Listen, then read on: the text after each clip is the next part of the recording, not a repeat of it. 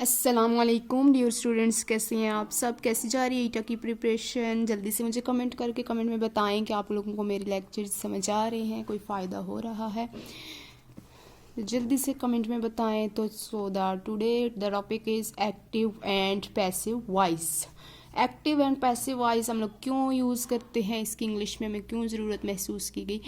जैसे कि आपको पता है कि इंग्लिश एक लैंग्वेज है और इस लैंग्वेज में बात करने का एक दूसरा तरीका, जब मैं जैसे कि कोई भी हम लोग बात करते हैं, जब उसको दूसरे तरीके से किया जाए लेकिन उसका मतलब सेम ही रहे, तो वो चीज़ हम लोग स्टडी करते हैं एक्टिव एंड पैसिव वॉइस में।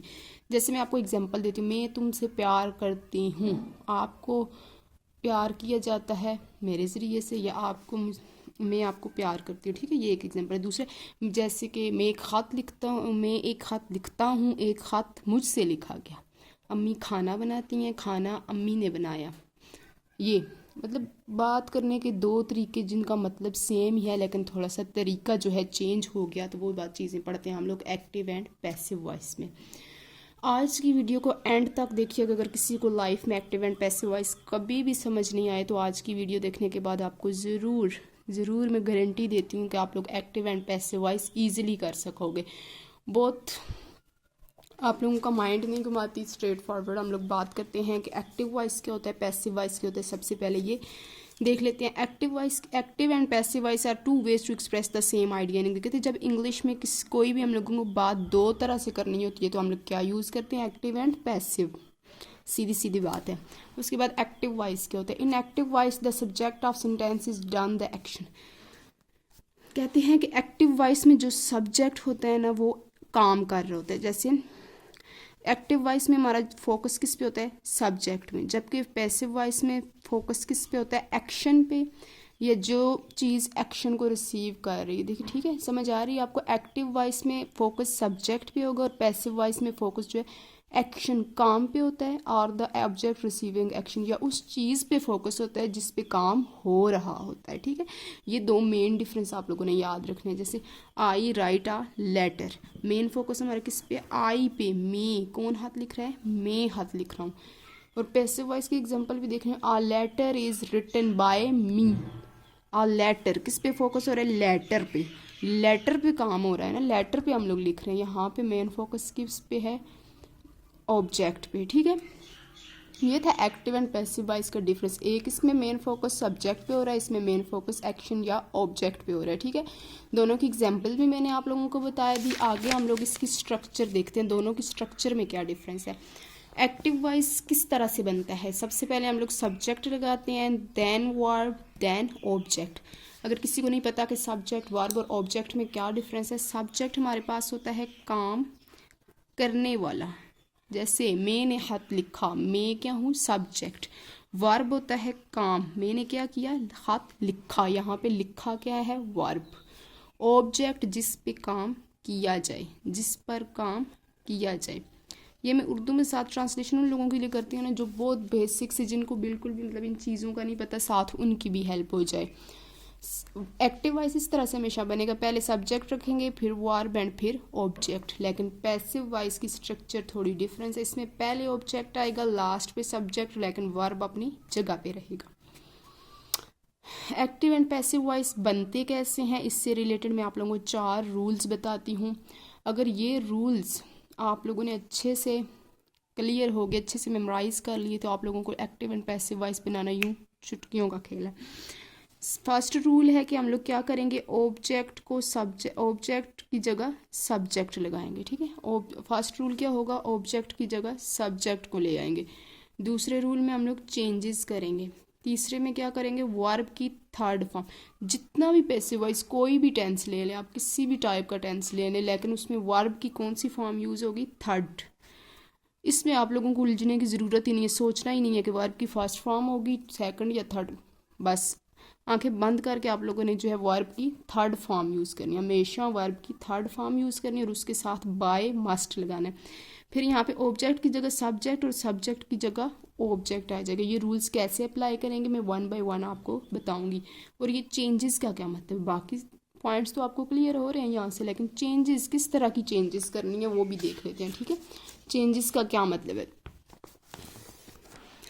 ये जो चेंजेस हैं आप लोगों को कुछ थोड़ी सी याद रखनी है, तो आप लोग इजीली जो है एक्टिव एंड पैसिव वॉइस बना लोगे। वीडियो को एंड तक देखिएगा। मैं कुछ जो है इंपॉर्टेंट MCQs टाइप कुछ एग्जांपल्स भी लेके आई हूँ जो ईटा के पास्ट पेपर्स में अक्सर आती हैं। चेंजेस जब कहते हैं कि कोई भी टेंस गिवन होगा, कोई भी सेंटेंस गिवन होगा, अगर वर्ब की फर्स्ट फॉर्म या डू या डज इन तीनों में से अगर कोई भी टेंस में मौजूद है, तो हम लोग जब पैसिव उसका बनाएंगे तो उसमें क्या यूज़ करेंगे, इज, एम, आर।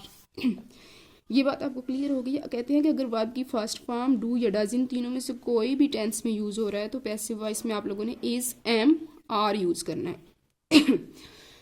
उसके बाद कहते अगर वर्ब की सेकंड फॉर्म या डिड इन दोनों में से कोई टेंस में मौजूद है, आप लोगों ने पहले टेंस का जायज़ा लेना है, देखना है वर्ब की कौन सी फॉर्म है, सेकंड है या डिड है, इन दोनों में से कोई भी है, तो आप लोगों ने पैसिव बनाते वक्त वाज और वर का यूज़ करना है।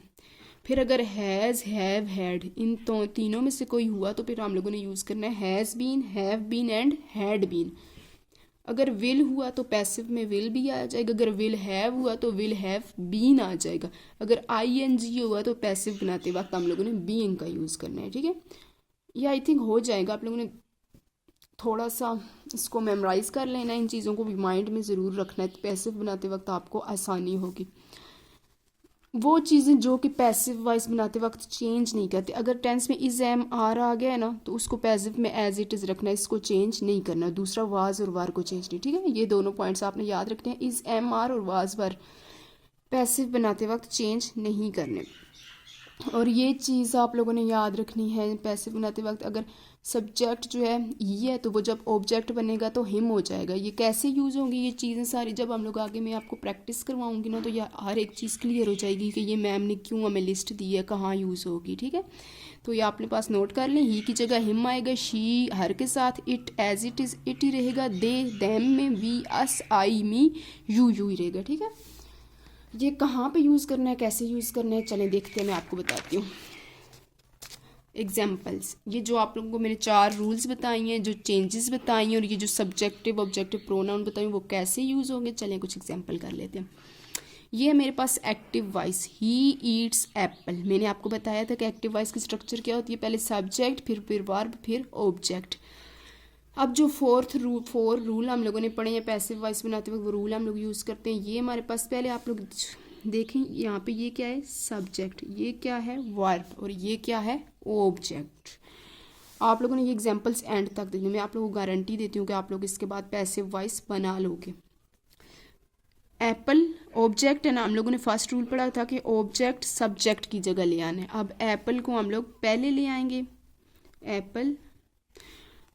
दूसरा क्या था कि हम लोगों ने चेंजेस करनी है। अगर यहाँ पे देखें वर्ब की फर्स्ट फॉर्म है, तो हम लोगों को क्या लगाना था, अगर वर्ब की फर्स्ट फॉर्म हुई तो हम लोग यूज़ करेंगे इज, आर, एम। अब यहाँ पे ये देखें एप्पल सिंगुलर है ना, तो सिंगुलर के साथ क्या आएगा, is, Apple is. Third rule हम लोगों ने पढ़ा था कि वर्ब की थर्ड फॉर्म यूज़ होगी। ईट की थर्ड फॉर्म है eat, ate, eaten, eaten. Third form के साथ हम लोगों ने क्या ऐड करना था, bye.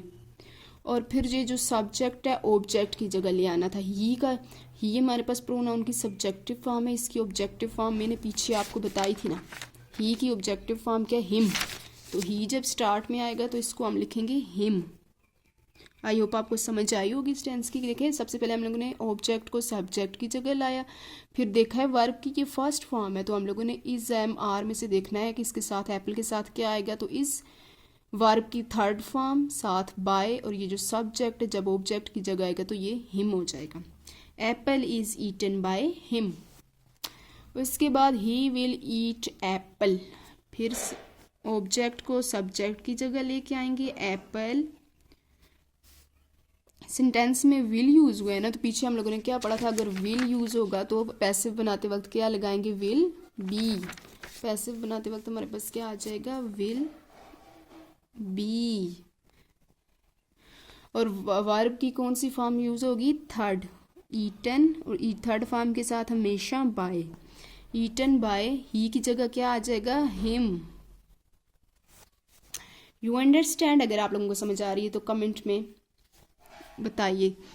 She had eaten Apple, सबसे पहले ऑब्जेक्ट को सब्जेक्ट की जगह ले आए, एप्पल। फिर हैड है तो हैड को जो हम लोग क्या यूज़ करते हैं पैसिव में, हैड बीन। चेंजेस आप लोगों ने अच्छे से स्टूडेंट्स याद रखनी है। हैड बीन वर्ब की थर्ड फॉर्म के साथ हमेशा बाय यूज़ होगा, बाय। शी का जो ऑब्जेक्टिव प्रोनाउन है वो क्या होता है, शी का हर होता है। जैसे ही का हिम होता है ना, शी का हर होता है। नेक्स्ट है द बॉय, नहीं ये क्या है, द बॉल। वॉल होगा, sorry, boy. The boy is climbing the wall, जो लड़का है वो दीवार चढ़ रहा है। ऑब्जेक्ट को स्टार्ट में ले आती हूँ।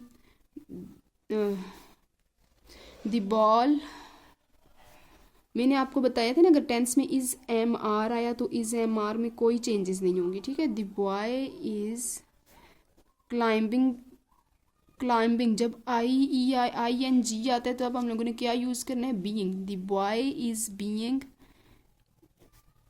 थर्ड फॉर्म आ जाएगी क्लाइंब्ड बाय द बॉय। देखें फिर देख लें, ऑब्जेक्ट को मैंने सब्जेक्ट की जगह लाया। इज़ मैंने आपको बताया था अगर टेंस में is, I am, are, was या वर, ये 5 चीज़ें आ गई तो आप लोगों ने नहीं चेंज करनी। इसको मैंने एज इट इज़ लिख लिया। यहाँ पे आई एन जी था तो आई एन जी जब होगा तो बीइंग यूज़ करना है। फिर वर्ब की थर्ड फॉर्म साथ बाय, और ये जो ऑब्जेक्ट है लास्ट पे आ जाएगा, सब्जेक्ट जो है लास्ट पे आ जाएगा। इसी तरह फिर साउंड, डिड नॉट है तो डिड नॉट के साउंड के साथ क्या जाएगा, डिड है, तो साउंड वाज आ जाएगा, ठीक है।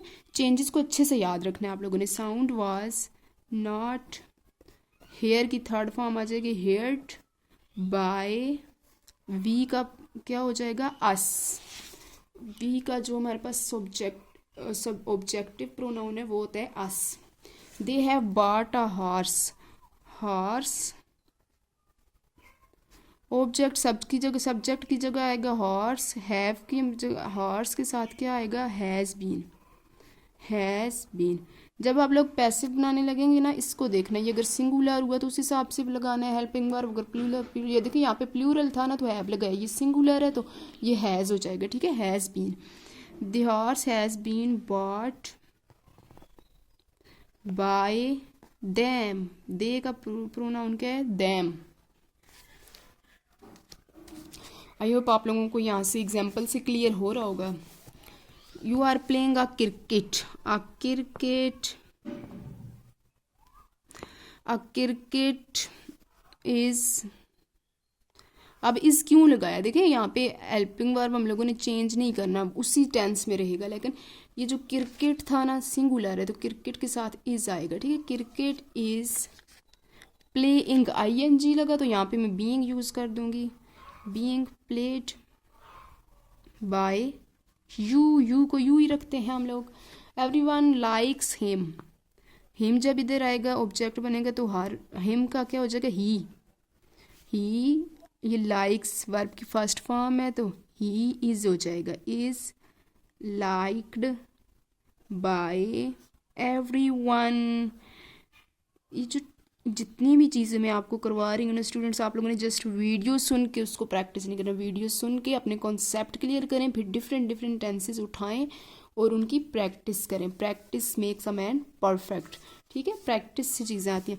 आई love you, you loved bye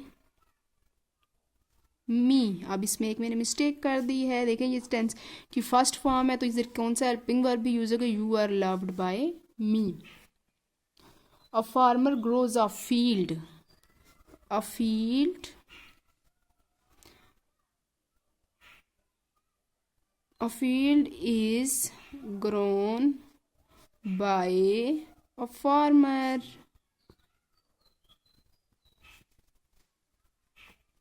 चले मैं एक आप लोगों को टास्क देती हूँ, उसका आप लोगों ने मुझे पैसिव बना के कमेंट में ज़रूर बताना है। Ali is playing a football, बहुत इजी, आई थिंक मैंने जो ऊपर करवाई है उसमें भी ये कहीं ना कहीं आप लोग उससे भी हेल्प लेके ये सॉल्व कर सकते हैं। ये जो है ये मैंने एक आप लोगों को एक्टिव एडवाइस दिया है, Ali is playing a football. इसका आप लोगों ने पैसिव बना के ज़रूर कमेंट में करना है, बताना है, ताकि मुझे पता चल सके कि मेरी वीडियो से आप लोगों ने कितना कुछ सीखा है। इसी के साथ अगर आपको मेरी वीडियो पसंद आई हो तो प्लीज़ लाइक और सब्सक्राइब करना मत भूलिएगा। थैंक यू सो मच, दुआओं में याद रखिएगा। अभी तक के लिए अल्लाह हाफिज़। नेक्स्ट वीडियो इंशाल्लाह जल्द ही बनाएंगे।